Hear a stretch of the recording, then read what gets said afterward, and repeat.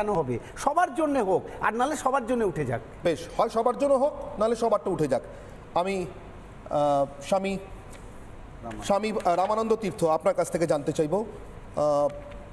স্বামী রামানন্দ তীর্থ আজকেই আমার প্রথম অতিথি আমার অনির্বাণের অগ্নিবাণে। আমি তাই জানতে চাইবো আপনার কাছ থেকে যে আপনারা কি মনে করছেন, চাই কিনা, কেন চাই আমি পরে নিশ্চিতভাবে জিজ্ঞাসা করব।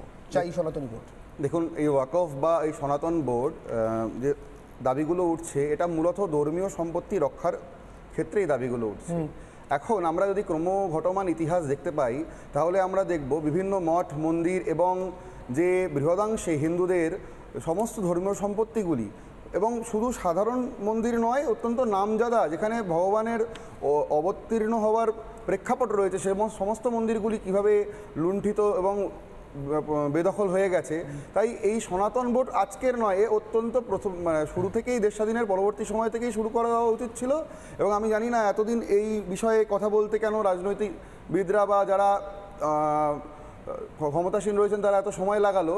কারণ আমাদের ধর্মীয় সম্পত্তির যে অধিকার, সেটা কেবলমাত্র আমাদেরই। কারণ আমাদের যারা অনুযায়ী তাদের ডোনেশনের টাকা দিয়ে আমাদের ওয়েলফেয়ারের জন্য যে সম্পত্তি, যে মন্দির, প্রতিটা মন্দির, প্রত্যেকটি ধর্মীয় সম্পত্তিতে অত্যন্ত মানব সেবামূলক কাজকর্ম হয়, সেগুলি আমাদের তাতে প্রাথমিক অধিকার।